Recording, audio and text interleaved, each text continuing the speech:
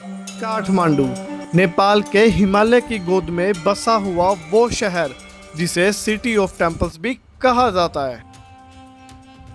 यहाँ पर मैं 4 दिन के लिए रुका था और इन 4 दिनों में मैंने पूरे काठमांडू को बहुत अच्छे से एक्सप्लोर किया है। यहाँ के फेमस पशुपतिनाथ मंदिर से लेकर काठमांडू के फेमस थमेल बाजार तक। और इस वीडियो में आपको ऐसे 10 प्लेसेस के बारे में स्टेप बाय स्टेप बताऊंगा कि अगर आप कभी भी नेपाल में घूमने के लिए आओ तो आप इसको अच्छे ढंग से एक्सप्लोर कर सको। और इतना ही नहीं, इस वीडियो के लास्ट में मैं आपको कुछ ऐसी टिप्स बताऊंगा जो आपके बहुत काम आएगी। तो फर्स्ट डे आप जा सकते हो बौद्धनाथ स्तूप को एक्सप्लोर करने के लिए।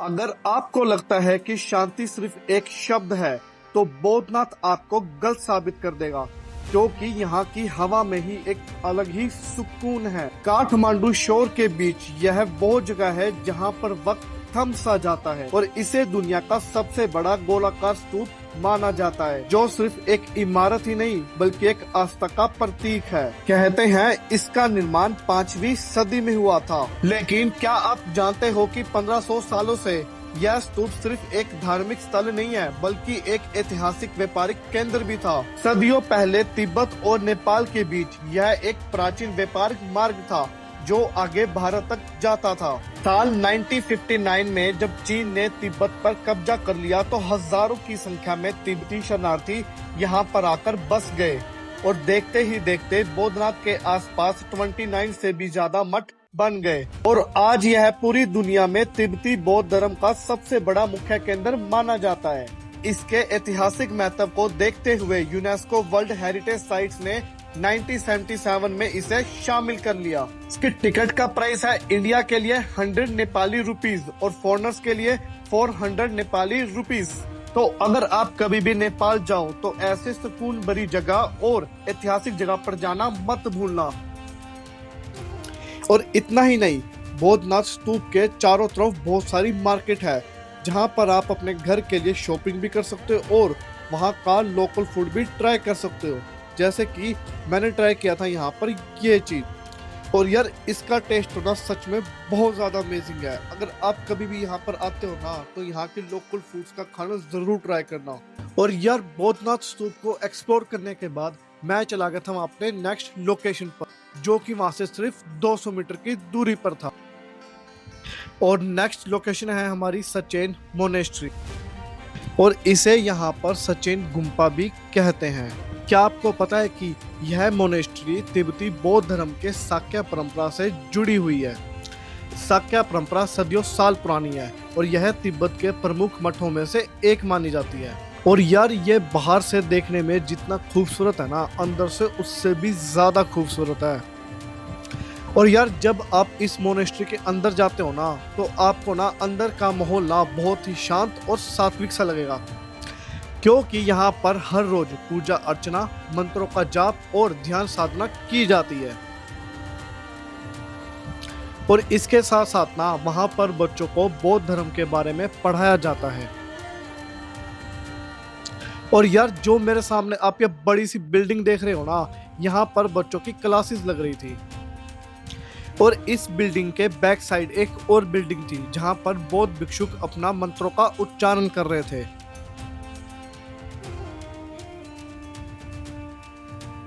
और जब मैं वहां पर गया तो मैंने देखा कि सभी बौद्ध भिक्षु एक लेह के अंदर सभी मंत्रों का उच्चारण कर रहे थे और मुझे वहां पर ना एक अलग सी शांति महसूस हुई, तो इसलिए मैं वहां पर कुछ समय के लिए बैठ गया।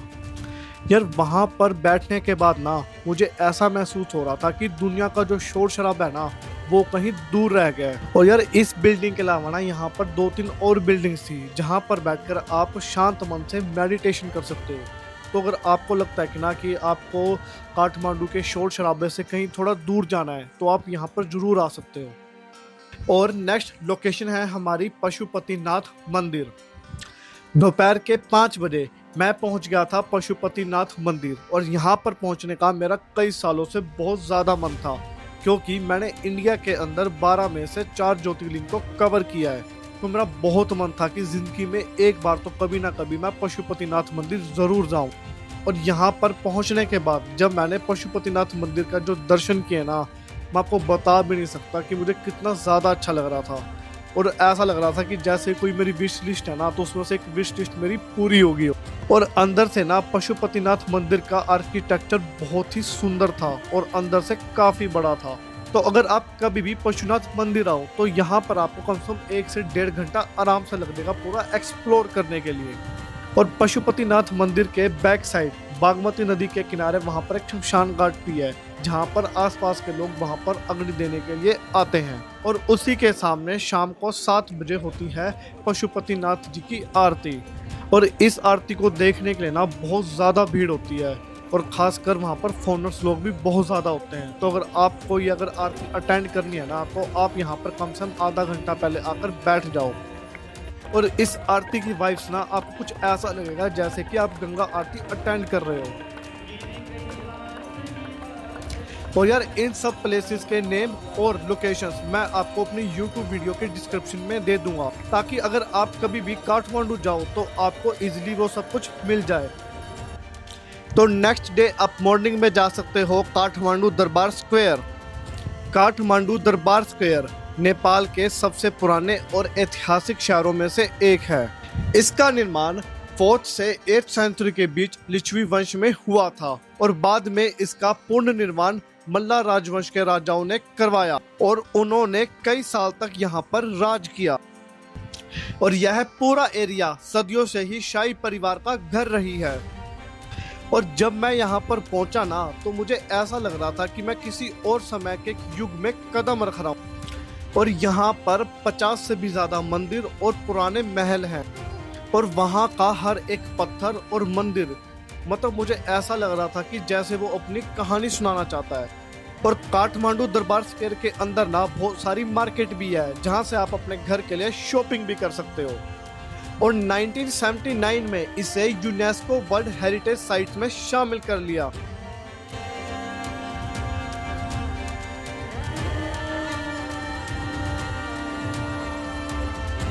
और यहाँ पर ना आपको घूमने के लिए ना एटलीस्ट पूरा दिन चाहिए। और यार काठमांडू दरबार स्क्वायर के अंदर ना एक ऐसा मंदिर है जो कि पूरे वर्ल्ड में फेमस है, और वही है हमारी नेक्स्ट लोकेशन। और ये है नेपाल का सबसे फेमस काल भैरव मंदिर। और इस मूर्ति की ऊंचाई लगभग 12 फीट है और इसे एक ही पत्थर पर तराशा गया था। और इसका निर्माण 6th सेंचुरी में हुआ था, लेकिन इसे दरबार चौक में 17th सेंचुरी में राजा प्रताप मल ने लगवाया था। और यह काल भैरव की मूर्ति भगवान शिव के कई स्वरूपों में से एक है और इन्हें न्याय और सत्य का रक्षक कहा जाता है। और इसलिए पुराने समय में यहाँ पर लोगों को शपथ दिलाई जाती थी, क्योंकि वहाँ के लोगों का मानना था कि काल भैरव की मूर्ति के सामने कोई भी व्यक्ति झूठ बोलने का साहस नहीं कर सकता। और लोगों का यह भी मानना था कि झूठ बोलने पर भगवान तुरंत सजा देते थे। और उसके बाद वहाँ से 200 मीटर की दूरी पे है हमारी नेक्स्ट लोकेशन, हनुमान ढोका दरबार स्क्वायर। और यह एक पुराना राजा का महल है और साथ में इसके अंदर म्यूजियम भी है, और जिसके लिए आपको टिकट परचेज करनी पड़ेगी और जिसका प्राइस है 500 नेपाली रुपीस। और ये पूरे काठमांडू दरबार स्क्वायर का ना सबसे पुराना और ऐतिहासिक महल है। वैसे तो इसका निर्माण 12th सेंचुरी में हुआ था, लेकिन बाद में मल्ला राजवंश के राजाओं ने इसका पूर्ण निर्माण करवाया। और यह 3 मंजिला लकड़ी और पत्थर का भव्य महल है और जिसमें सुंदर नक्काशियां और जटिल दरवाजे हैं। और यह हमेशा से नेपाल की राजसी सत्ता का प्रतीक रहा है। और आज भी आपको यहाँ पर नेपाल के राजघराने से रिलेटेड जितनी भी पुरानी चीजें हैं यहाँ पर आपको देखने को मिलेगी। और यहाँ के म्यूजियम में आपको पुरानी शाही वस्तुएं, शाही कपड़े, औजार और बहुत सारी पुरानी पेंटिंग्स देखने को मिलेगी। और इसके अलावा आपको यहाँ पर नेपाल में किन किन राजाओं ने कब तक शासन किया उसका पूरा इतिहास यहाँ पर आपको देखने को मिलेगा। और यार मैंने ना भारत के बहुत सारे स्टेट के बहुत सारे महल देखे हैं, जैसे राजस्थान में, महाराष्ट्र में या फिर कर्नाटक में। लेकिन यार जो नेपाल का जो ये महल है ना, ये उससे बहुत ही डिफरेंट है और यह महल नेपाल के सांस्कृतिक और ऐतिहासिक का एक अहम हिस्सा है। और जो मैंने 500 नेपाली रुपए की जो टिकट ली थी ना, ये पूरा वर्थ इट था। अगर आप यहाँ पर आने का प्लान कर रहे हो ना, तो आप पूरा दिन रखना, क्योंकि यहाँ पर घूमने के लिए बहुत सारी जगहें हैं। और अगर आप यहाँ पर दोपहर में आते हो तो आपको यहाँ पर शाही परेड देखने को मिलेगी।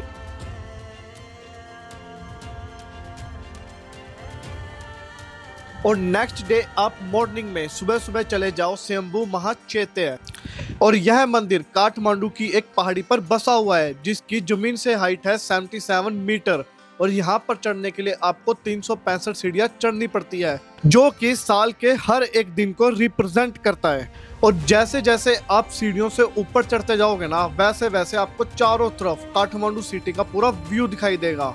और यार जैसे जैसे आप सीढ़ियों पर ऊपर चढ़ते जाओगे ना, तो आपको बहुत सारे छोटे छोटे बौद्ध स्तूप और हिंदू टेम्पल्स दिखाई देंगे। और 70-80 सीढ़ियां चढ़ने के बाद आपको हर जगह रेस्ट करने की जगह मिल जाएगी, और वहां पर रुककर आप रेस्ट भी कर सकते हो और साथ में ऐसी सुंदर जगहों पर फोटो भी क्लिक करवा सकते हो। और इस टेम्पल की एंट्री टिकट्स हैं इंडिया के लिए 50 नेपाली रुपीस और फॉरेनर्स के लिए 200 नेपाली रुपीस। और यह मंदिर 2500 साल से भी ज्यादा पुराना। 5th सेंचुरी में लिच्छवी वंश के राजाओं ने इसका पुनर्निर्माण करवाया। और मान्यता यह है कि 3rd सेंचुरी में सम्राट अशोक भी यहाँ पर आए थे और उनकी बेटी ने यहाँ पर एक स्तूप भी बनवाया था, जो कि आज भी है। स्वयंभू का स्तूप गोलाकार सफेद गुंबद में है, जो कि धरती का प्रतीक है। और जो इसके ऊपर सुनहरा शिखर है, वह आकाश के प्रतीक को दर्शाता है। और यह पूरी संरचना मिलकर बौद्ध ब्रह्मांड के विज्ञान को दर्शाते हैं। और इस स्तूप के चारों दिशाओं में भगवान बुद्ध की विशाल आंखें बनी हुई है, जो कि हर दिशा में देखती है। और इसमें दोनों आंखों के नीचे नाक की जगह एक क्वेश्चन मार्क सिंबल है, जो कि नेपाली नंबर्स 1 को दर्शाता है। और इसका अर्थ है एकता। और स्तूप के साथ साथ यहाँ पे कई छोटे छोटे मंदिर भी है, तो इसलिए यहाँ पर हिंदू धर्म के और बौद्ध धर्म के दोनों लोग आते हैं और एक साथ मिलकर यहाँ पर पूजा करते हैं। और यार यहाँ की वाइब्स ना कुछ अलग ही है, क्योंकि आपको यहाँ पे ना रंग बिरंगे प्रेयर फ्लैग्स मिलेंगे, जो कि हवा में लहरा रहे हैं। और साथ ही मंदिर में घंटियों की आवाज सुनाई देगी और धूप की खुशबू। और यार यह सब देख के ना मुझे बहुत अच्छा लग रहा था।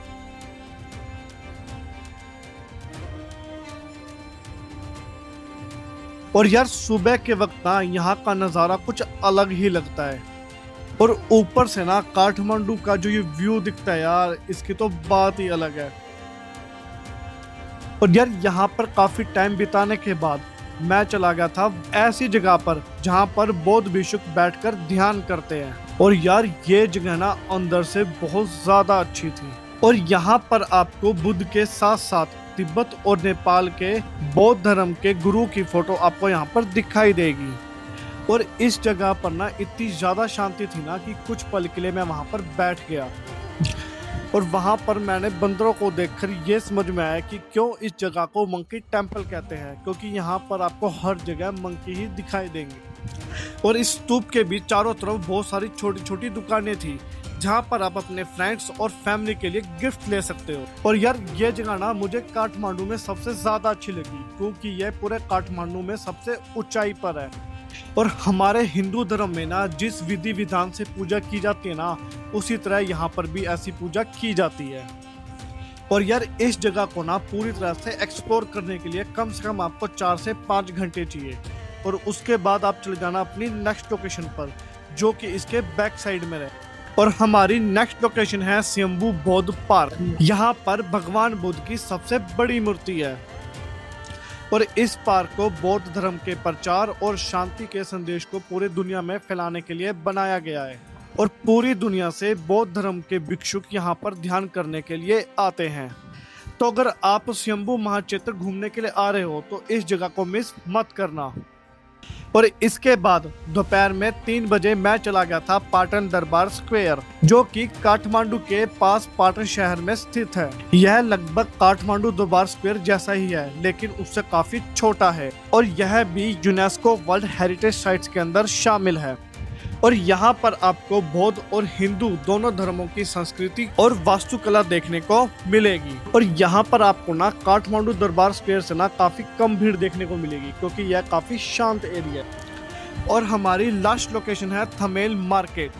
तो यार अगर आप काठमांडू में आए हो तो आपने थमेल मार्केट एक्सप्लोर नहीं किया तो आपने भाई कुछ भी नहीं किया। मैं आपको सजेस्ट करूंगा कि शाम के टाइम आप थमेल मार्केट को एक्सप्लोर कर सकते हो। और इतना ही नहीं, थमेल मार्केट की जो नाइट लाइफ है ना वो भी बहुत अच्छी है। और हाँ, काठमांडू में आपके पास 3 डेज के अलावा 1 डे और एक्स्ट्रा है, तो आप इन 5 जगहों पर और घूम सकते हो। तो फर्स्ट है दक्षिण काली मंदिर, और सेकंड है national museum of Nepal, third है LOD क्लब यानी lords of the drinks, fourth है भक्तपुर दरबार स्क्वायर, और फिफ्थ है चंद्रागिरी हिल्स। टिप नंबर 1, अगर आप कभी भी नेपाल आ रहे हो तो आप हमेशा एनसेल का ही सिम लो, क्योंकि इसका नेटवर्क पूरे नेपाल में सबसे अच्छा है। टिप नंबर 2, अगर आपको एक जगह से दूसरी जगह पर जाना है तो आप यूज कर सकते हो InDrive ऐप का। और यार ये ऐप ना बिल्कुल इंडिया के रैपिडो की तरह है, और यार इसमें आपको ना काफी चीप राइड्स मिल जाती है। टिप नंबर 3, अगर आपके पास नेपाली रुपीस कम है तो आप वहां पर किसी भी होटल या रेस्टोरेंट में UPI पेमेंट भी कर सकते हो, और जिसकी वीडियो मैंने ऑलरेडी बना रखी है, और उसका लिंक मैं आपको इस वीडियो के डिस्क्रिप्शन में दे दूंगा। टिप नंबर 4, अगर आप अपना स्टे करने के लिए कोई होटल देख रहे हो तो मैं सुजेस्ट करूंगा कि आप थमेल बाजार के आसपास देखो, क्योंकि वहां पर रेट भी आपको काफी सही मिलेगा, और घूमने की जितनी भी जगह है ना वो सारी की सारी ना 7 से 8 किलोमीटर के आसपास है। टिप नंबर 5, मैंने आपको काठमांडू में ना जितनी भी घूमने की जगहें बताई है ना वो मैं अपने वीडियो के डिस्क्रिप्शन में दे दूंगा, और उसको अपने गूगल मैप पर जाकर पिन कर लेना, ताकि आपको वहां पर घूमने में कोई दिक्कत ना हो। अगर आप भी अपने फैमिली मेंबर्स और फ्रेंड्स के साथ नेपाल जाना चाहते हो तो अभी इस वीडियो को लाइक करें, कमेंट करें और शेयर करें अपने फैमिली मेंबर्स और फ्रेंड्स के साथ। और इतना ही नहीं, मेरे इस YouTube चैनल को जरूर सब्सक्राइब करो, ताकि मैं नेपाल ट्रिप की जितनी भी अपकमिंग वीडियोस है उसकी नोटिफिकेशन आपको मिलती रहे।